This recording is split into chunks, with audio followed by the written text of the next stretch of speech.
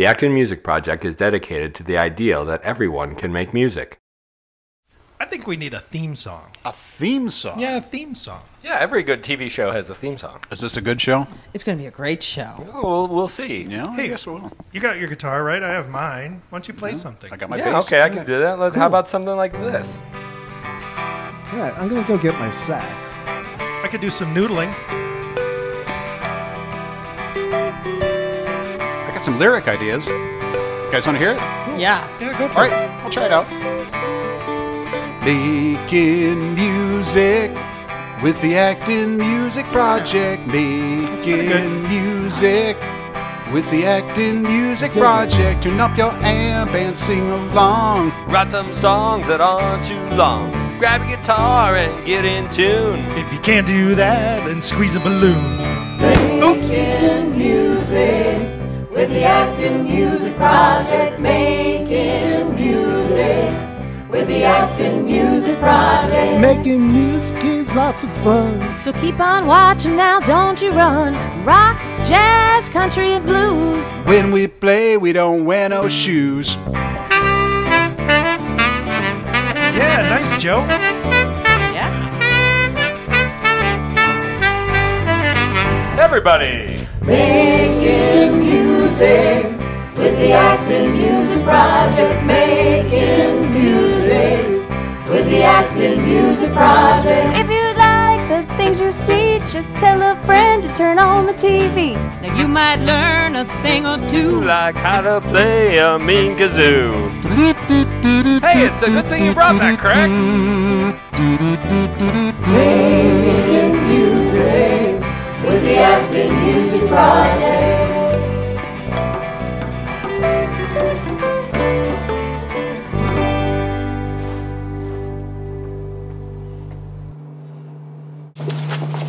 Hi, I'm Lori Fassman. Welcome to the Acton Music Project. Let's see who's in the studio today. Oh, hey, we're not in the studio, we're at my house.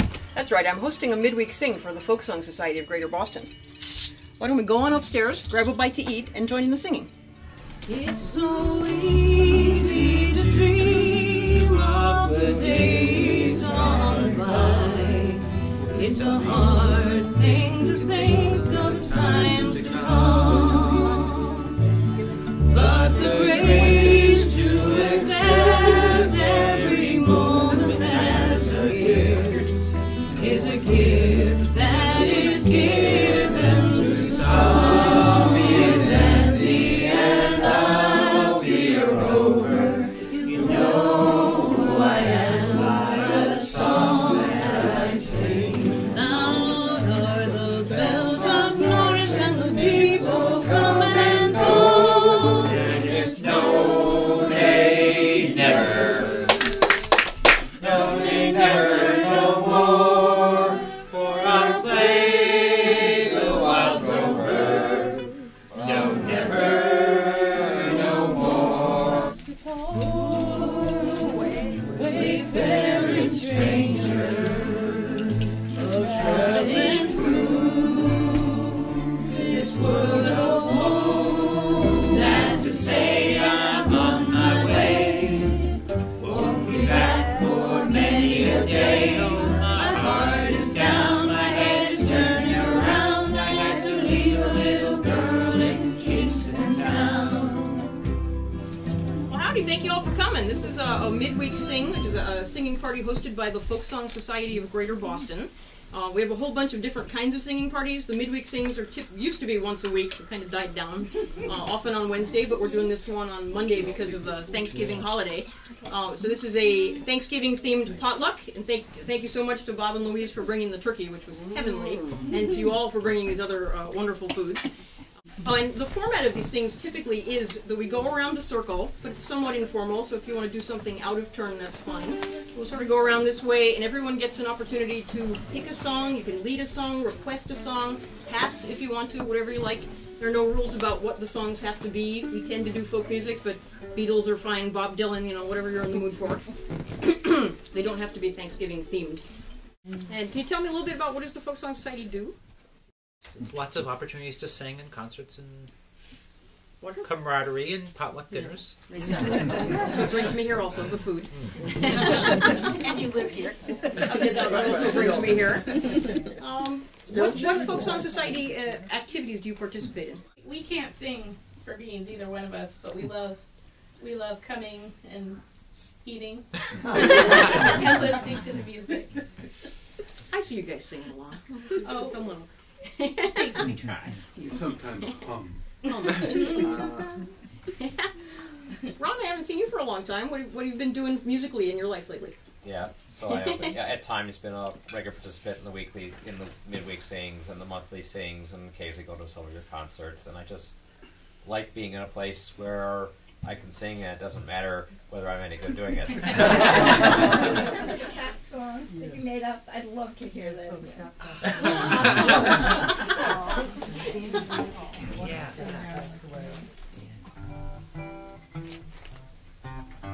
I wake up in the morning, the day's got to begin. There's a meowing and a scratching, got to let the cat out. I'm calling cat. Where are you at? Are you up on the windowsill? When do you want your fill? Lay up your action, get some sleep. You're having a rush and feeling mean. Are you sitting just outside the door? You had some food, but you want more. I'm calling that. I go to start the car up. The engine idles are up. The cat is standing in the way. I want to go, but I'm calling cat. Where are you at? Are you up for home? No, you want your fill. Lay out there scratching at the scene. Getting my rush and feeling. Racing just outside the door. You had some food, but you want more. I'm calling cat. Go find the tree.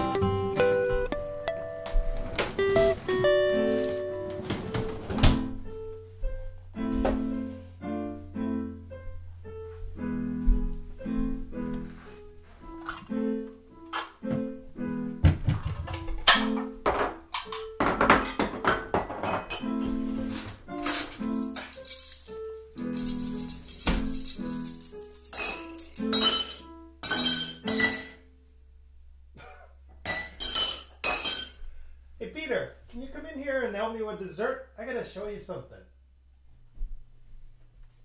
Yeah.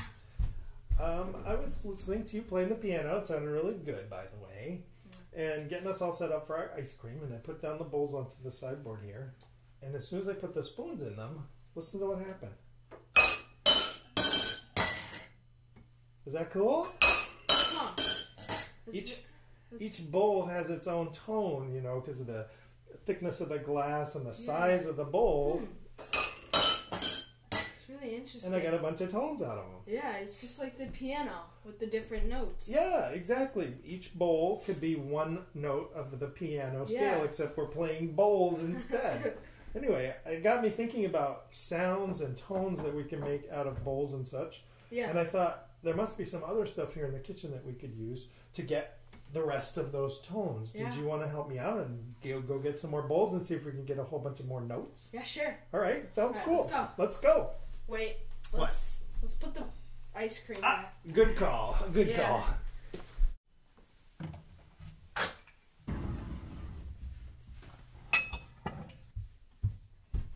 I got a bowl, another bowl. Got 2 measuring cups. And I got some more spoons.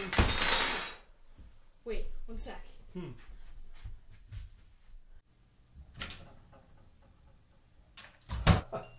Oh, it sounds beautiful. You know why? That's your mom's good crystal. We can't use mom's good crystal. But it's a great idea. Okay. Here, I found one more. Oh, okay, bring it in. Let me get you a spoon. All right, let's start testing them. Let's see what we get. Cool.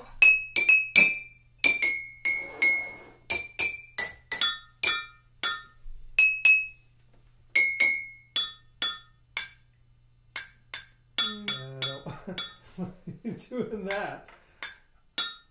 It makes a tone. It's not a very good tone. It's kind of dull. Yeah, I don't like that one too What about much. this either. one? Ooh, that's. Yeah, I like that one. Nice. Let's take these two. Yeah, let's take those off to the side, but we'll use the other ones. Yeah.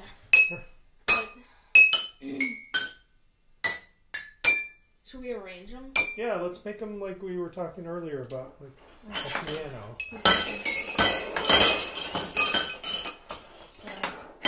This was the lowest one, and that was the highest one. Yeah.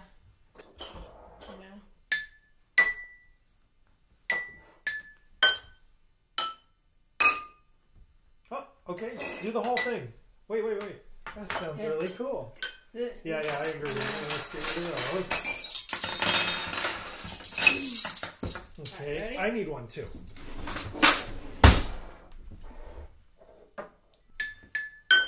Yeah. Well, I say we rearrange these, kind of like the piano, in a line. So Sounds good to me. make sure they're in order.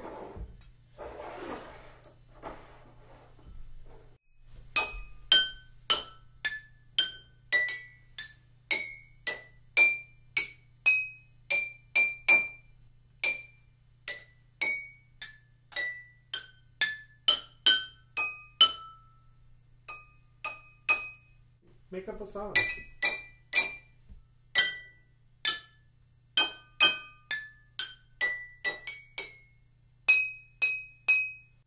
You want to try?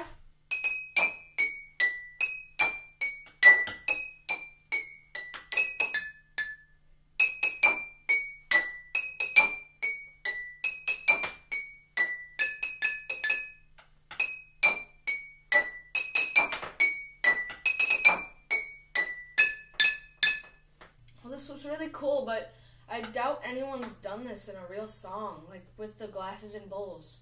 Well, maybe not bowls, but the Eurythmics in the early 1980s, before you were born, have a song called Sweet Dreams. Huh. And they use either bowls or bottles, and they hit them with something. Well, I have the song here on my iPod. Yeah. Press play. All right.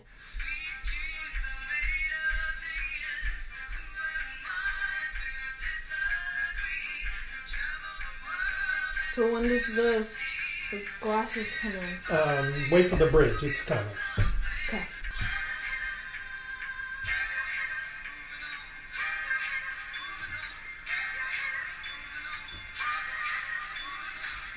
Huh.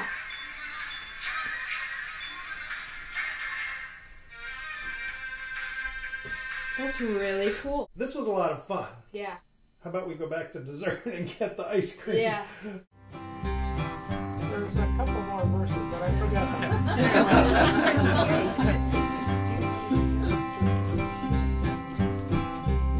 And when I'm called to heaven, my time on earth run out, I'll walk out to the pearly gate, and this is what I'll say. I'll call a cat. Where are you at? Are you up there, up on the windowsill? Want to feel right there scratching at the skin in a rush feeling racing just outside there. You had some food but you want more. I'll call out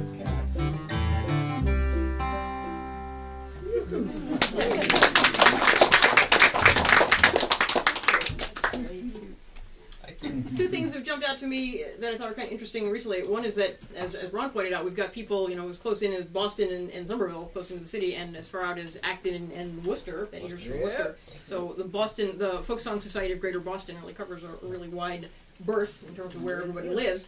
But also, we do music from dating back to the 1400s, where you don't know who wrote it, to stuff our own folks are growing in their backyards. And all their windowsills. Exactly, growing on the windowsills. So that's a really interesting tidbit.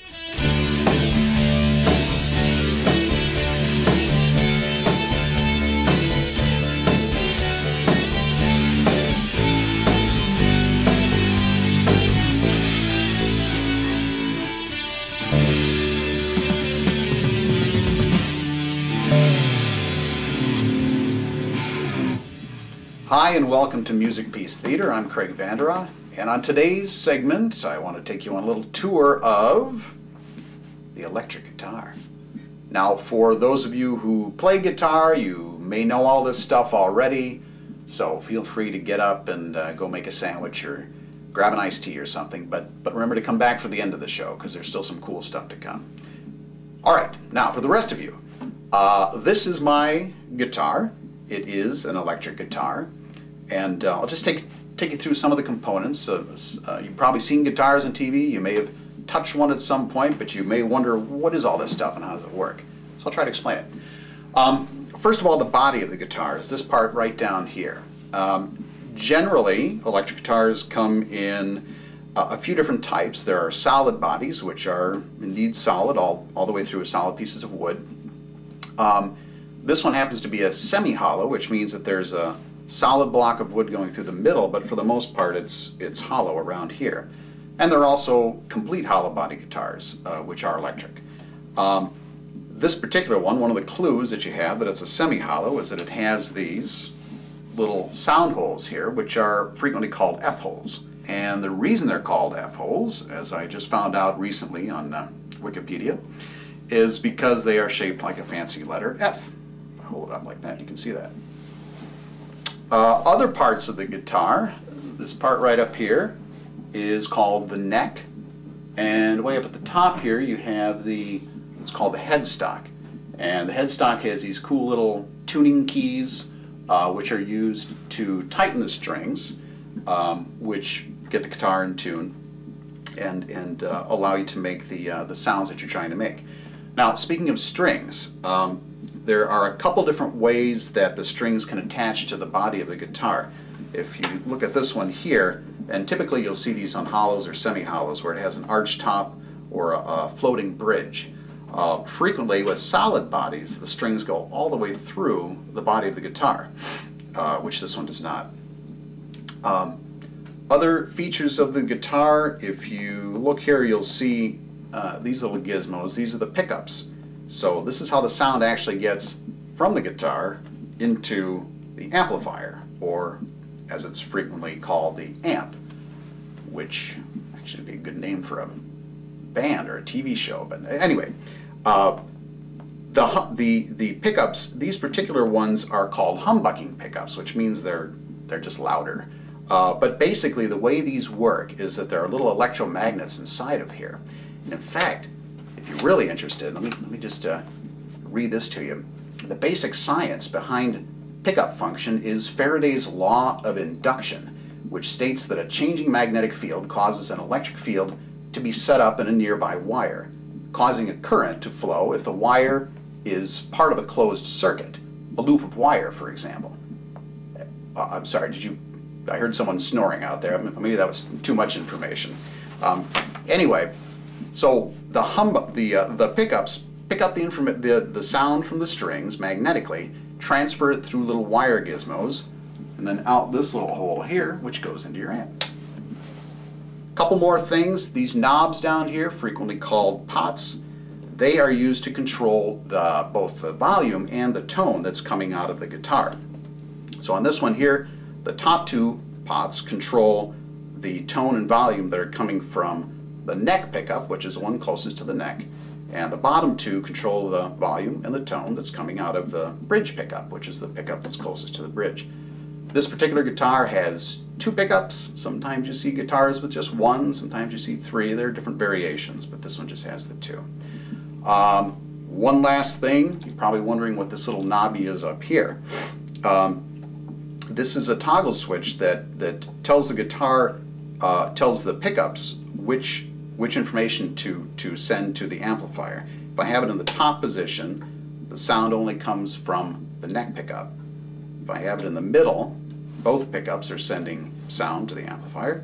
If I have it in the down position, it's just the bridge pickup. So that's it. Hopefully you learned a little bit and you know more about the electric guitar now than you did before. So that's it for this week's segment. I'm Craig Vandera from Music Piece Theater.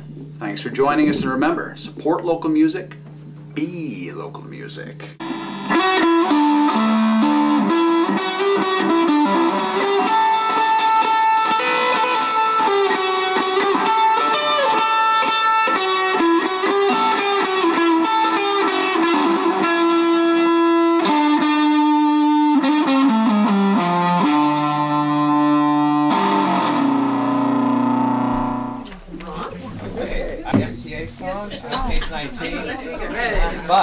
But after the third verse, I want to throw in 2 more verses that are not in the book that were in the original song. Let me tell you of a story of a man named Charlie on this tragic and fateful day. He put 10 cents in his pocket just to smoke that his family went to ride on the MTA.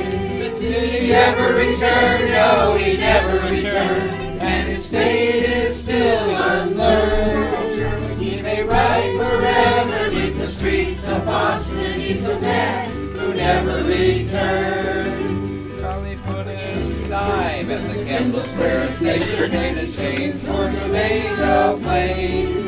When he got there, the conductor told him 1 more nickel. Charlie couldn't get off that train.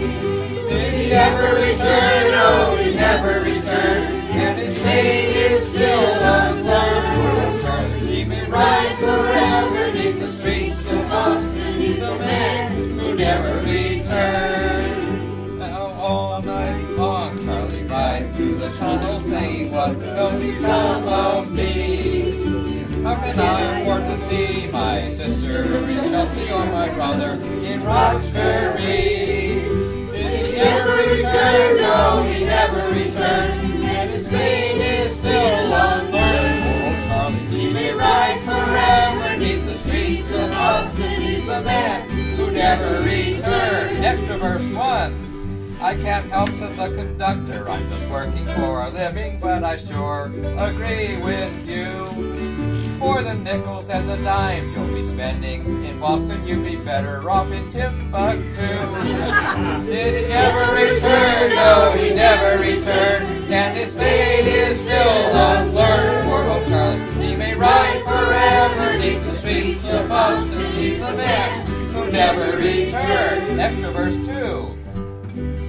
As this train rolled on through Greater Boston, Charlie looked around and sighed. Well, I'm sore and disgusted, and I'm absolutely busted. I guess this is my last long ride. Did he ever return? No, he never returned, and his fate is still unlearned. Poor Charlie, he may ride forever neath the streets of Boston. He's a man who never returned. Charlie's wife moves down to the Scully Square station every day at 2:15. And through the open window she hands Charlie a sandwich as the train comes rumbling through. Did he ever return? No, he never returned, and his fate is still unlearned. Oh, Charlie, he may ride forever neath the streets of Boston. He's a man who never returned. Now you citizens of Boston, don't you think it is a scandal that the people have to pay and pay? Yep. But the fare increased over Walter A. O'Brien for Charlie of the MTA. But will he ever return? No, he never returned, and his fate is still unlearned. Oh, Charlie, he may ride forever neath the streets of Boston. He's a man who never returned. He's the man who never returned. That was an election campaign. That was an election campaign. It was an election campaign. It really was Walter O'Brien. I believe at least one of the writers of this song is still alive. Maybe both of them. Jacqueline Steiner and Bess Lomax Hawes. That's the Lomax family, the famous Lomax family. And I don't know, they presented this at like some event about 10 or 15 years ago, and got this sheet of the original lyrics. So what brings you folks out? What kind of things makes you decide to come out to a singing party on a given evening? I think it's the gracious hostess myself.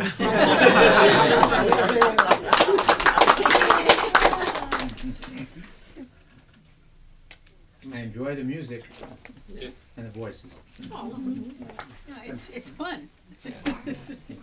It's relatively free. Yeah, cost you a dish. The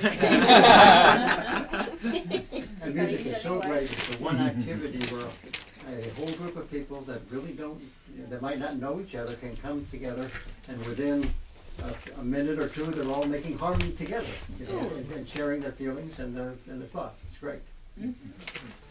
Oh, the night was clear, and the stars were shining, and the moon came up so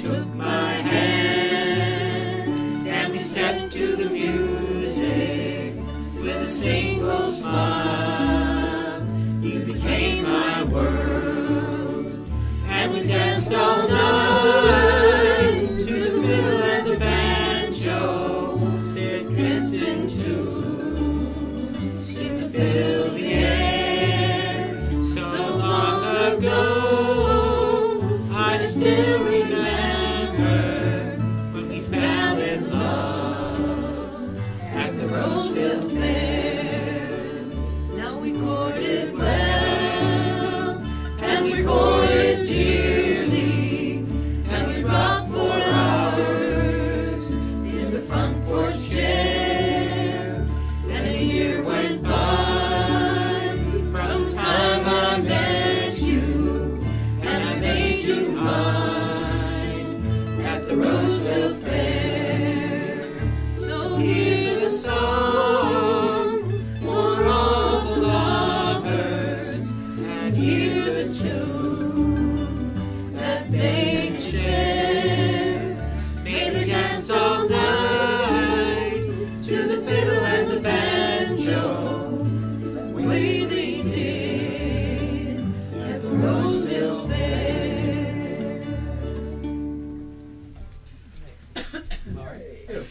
And so what we're trying to do is bring it back to the people. And Here it is.